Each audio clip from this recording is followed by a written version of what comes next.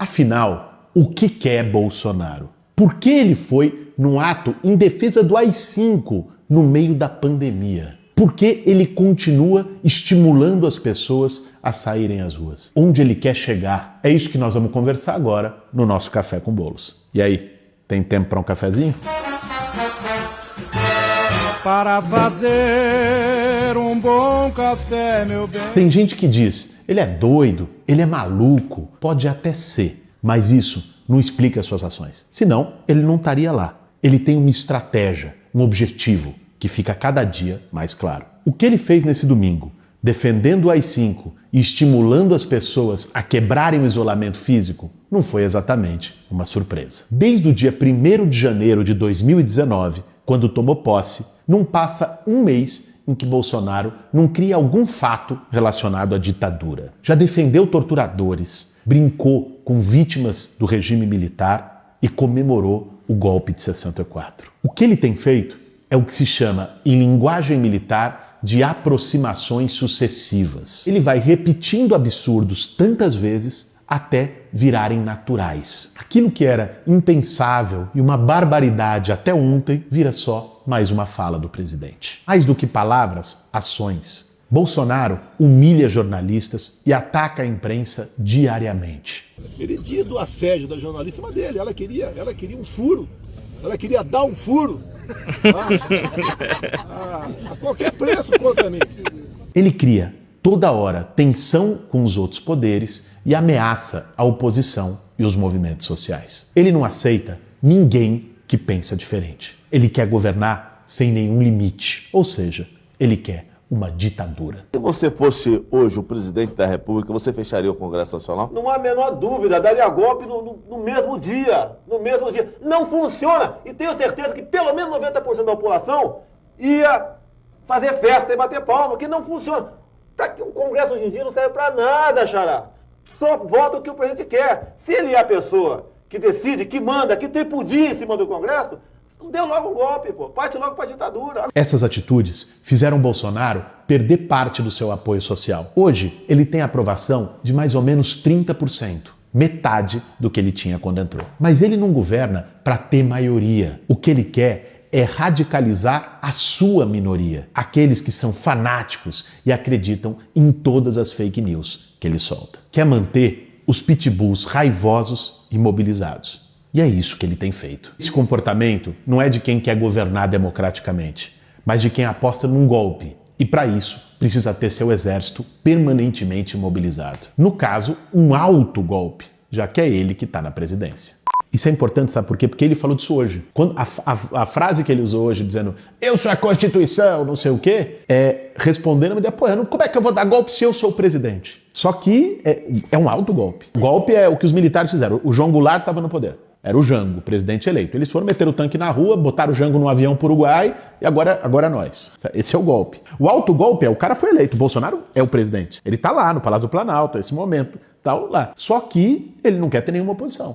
Ele quer fechar o Congresso, ele quer fechar o Supremo, ele quer silenciar as oposições, ele quer poder prender e perseguir opositores. Como é que ele faz isso? Com um alto golpe. Ou seja, ampliando o poder dele, acabando com qualquer limite, passando por cima da Constituição, assumindo um poder quase supremo.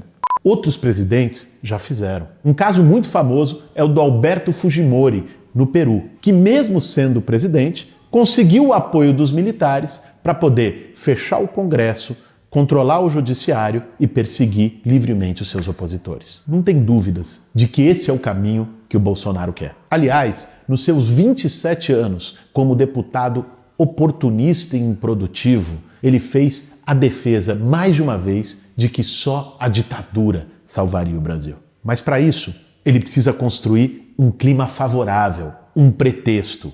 E é isso que ele enxerga na crise do coronavírus. Todo uso de força constrói uma aparência de normalidade e de legalidade. Pega o golpe de 64. Hoje o golpe de 64, bom, teve tanque na rua, a gente sabe que foi um golpe. Tirou um presidente eleito. O que estava nos jornais no dia seguinte? Jango renunciou. Quem assumiu foi o Mazzilli, que era o presidente do Congresso Nacional, e passou o poder para os militares. O Supremo, ministros foram cassados. A maior parte dos deputados que foram cassados pelo golpe militar de 64 e 68 foram cassados com argumento de corrupção. Todos de oposição, todos porque confrontavam o regime. Mas eles não usaram o argumento de que tô caçando porque o cara é contra o meu regime. Não, ele é corrupto, então caça. Sempre tem uma aparência de normalidade nos atos mais violentos, nos golpes, em todas as ditaduras. Tira esse ministro do Supremo porque ele é corrupto. Aí você tira e bota outro. Você não precisa fechar o Supremo, mas você bota um monte de cara chapa branca aliado com você lá. Resolveu. Às vezes você não precisa fechar o Congresso, você neutraliza, você diminui o poder do Congresso. Agora, nesse exato momento que nós estamos falando, na Hungria, o presidente, o Orbán, que é amigo do Bolsonaro, o primeiro-ministro, conseguiu carta branca para governar por decreto. E para poder fazer estado de exceção e perseguir pessoas, usou o coronavírus, a crise do coronavírus, para fazer isso. Aqui, como o Bolsonaro não tem apoio do Congresso para o seu projeto, ele tenta por outros caminhos, muito mais perigosos e com um custo imenso para a sociedade brasileira. Esse é um debate. E aí aconteceu uma coisa assustadora na Bolívia, no golpe que teve lá há 6 meses atrás, com apoio do Bolsonaro, do chanceler do Bolsonaro. O que eles fizeram? O Evo Morales era o presidente. Foram para tirar o Evo Morales. Tiraram e botaram uma mulher que era deputada, senadora, botaram ela lá do nada. Nunca foi eleita. Virou presidente biônica, num golpe. Quem deu o golpe? Não foi o exército ou a polícia. O exército ficou aquartelado, a polícia ficou aquartelada. Quem deu o golpe foram milícias fundamentalistas. Então, milicianos, igual os milicianos que o Bolsonaro alimenta aqui. Milicianos se organizaram, foram lá, sequestraram um parente dos ministros do Evo. Entraram na casa da irmã do Evo e botaram fogo. Entraram na casa do Evo, o presidente da República, e saquearam. Perseguiram ele teve que se esconder para poder ir embora do país e não morrer. Os caras fizeram isso, pegaram uma prefeita do partido do Evo, numa cidade boliviana, arrastaram ela na rua, cortaram o cabelo, jogaram tinta na cara dela e humilharam ela no meio da rua. Milicianos. O que a polícia e o exército fizeram? Se omitiram. E com isso deram condições para o golpe. Mas ali na Bolívia se inaugurou um golpe de milícia. Se a gente olhar para o que é o Bolsonaro, quem que ele carrega junto com ele, se a gente olhar para uma parte dessa turma bolsominion, tipo, que anda armado, de clube de tiro, de não sei o quê, dos próprios milicianos do Rio e de outras partes, dos caras que ele infiltrou na polícia militar, como ele fez no Ceará, tem alas milicianas em polícias militares. O que teve no Ceará, lá o motim, um tempo atrás, foi isso, era miliciano bolsonarista que se infiltrou para fazer um movimento e assumiu o controle. As polícias militares seguem a governador de estado pela Constituição, mas uma parte delas segue o comando direto do bolsonarismo. Ele está construindo um grupo paramilitar no Brasil, infiltrado nas forças de segurança. Então, ele pode botar isso em ação. Agora, isso só pode dar certo se tiver, no mínimo, a omissão das Forças Armadas. Se as Forças Armadas forem contra, ele não consegue. Mas se omitirem, ele bota os milicianos dele para dar golpe. Que o país estava crescendo 4% ao ano, a economia que mais crescia na América Latina, tirou 60% da população da pobreza, o Evo tinha aprovação da enorme maioria, tanto é que mesmo depois do golpe, o candidato dele agora para a eleição foi adiada pelo coronavírus, mas para a eleição que ia acontecer estava na frente. Mesmo assim, os caras meteram o miliciano lá e deram golpe. Qualquer semelhança com a realidade brasileira não é mera coincidência. Ele aposta no caos, que é de verdade que a sociedade entre em colapso. O desespero das pessoas é o seu combustível para impor uma saída autoritária. Por que ele diz para as pessoas irem para as ruas, na contramão de todos os líderes mundiais? Ele é mal informado?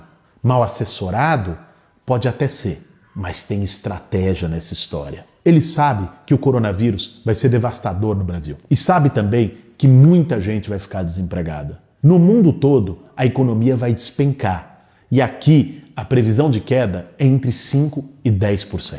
A gente nunca teve um baque econômico tão grande. Isso significa milhões de desempregados, milhões de pessoas na miséria. Sendo contra o isolamento, de forma irresponsável, Bolsonaro ganha um discurso. Ele quer chegar e dizer para essas pessoas depois, eu avisei, e contar com o desespero delas para ganhar apoio. Tudo que o Bolsonaro quer é um cenário de saque, violência nas ruas e barbárie. Porque esse é o pretexto que ele precisaria para convencer outros setores a apoiarem o seu golpe em nome da ordem. Não é por acaso que ele não queria aprovar a renda emergencial para os mais necessitados. E que depois de aprovada, está criando todas as dificuldades para poder pagar. A renda básica dá condição para que o cara possa sobreviver na quarentena. Quando ele atrasa o pagamento da renda básica, ele joga conscientemente com o desespero das pessoas. Não tinha sistema, são milhões de pessoas. Espera lá, meu amigo. O que eles começaram a pagar 3 semanas depois de aprovado no Senado, foi para os beneficiários do Bolsa Família. Beneficiário do Bolsa Família tem conta aberta na Caixa, porque ele recebe todo mês. Ele tem todos os dados, lá não precisaria nada, é só depositar o dinheiro da conta. Não tem nada de operacional para pagar. Os caras demoraram 3 semanas para os beneficiários do Bolsa Família. Então não é problema burocrático, não é problema técnico, é decisão política. Ele quer as pessoas desesperadas e sem alternativa. Aposta na convulsão social. É aí que ele quer chegar. Não é por acaso que ele foi no ato do AI-5 no domingo. Não é por acaso que ele tem posições absurdas em relação ao isolamento social. Pensa uma coisa, velho, falar de AI-5. Sabe o que é AI-5? AI-5 é autorização para tortura. O AI-5, na ditadura em 68, liberou tortura. Liberou perseguição de presos políticos, liberou censura à imprensa, liberou cassação de congressista que era contra o governo, liberou a barbárie, a caixa de Pandora. Isso foi o AI-5. Falar de AI-5, depois do que a gente viveu, depois de ter redemocratizado, era uma coisa de doido. Alguém defende o AI-5, isso não existia, era inconcebível. Você não encontrava um general, um militar que defendesse o AI-5. Quando o cara vai pautando isso no dia a dia do país, porque ele não foi o primeiro a falar do AI-5 agora, Galo. O Eduardo Bolsonaro, ano passado, fez uma defesa do AI-5. O Paulo Guedes fez uma defesa do AI-5. Vai criando um contexto, cara. Vai naturalizando. Hoje, tá lá na capa do jornal da Folha de São Paulo, do Estado de São Paulo, do Globo. O presidente fala do AI-5. Começam os colunistas a discutir. Será que teremos um novo AI-5? O AI-5 é possível? O que é que foi o AI-5? O AI-5 é bom ou o AI-5 é mau? Veja, uma coisa que era uma barbaridade impensável, começa a virar um assunto cotidiano de se é bom ou se é ruim, o que é. E por isso que ele vai no negócio do AI-5, por isso que ele pauta o AI-5. Essa é a aproximação sucessiva. A mesma coisa de começar a discutir na Alemanha, apareceu um grupo de extrema-direita neonazista na Alemanha defendendo um novo Auschwitz. Querendo fazer um novo Auschwitz. Porra, quem fala isso hoje? O Holocausto, a barbárie que foi contra os judeus, contra os comunistas, que o Hitler fez. E aí, de repente, esse cara começa a crescer. E todo dia ele fala do novo Auschwitz, do novo Auschwitz. Se não parar esse cara, ele vai fazer um novo Auschwitz. Tá entendendo? É disso que nós estamos falando. Ele avisou, ele tá há anos falando. E aí começa a convencer uma parte da sociedade alemã que tá puta com o imigrante, porque acha que o imigrante roubou o emprego dele. Porra, é isso mesmo, tem que botar o imigrante na câmara de gás. E vai, velho. É assim que você naturaliza um absurdo na sociedade. É o que o cara tá fazendo quando ele vai no ato do AI-5.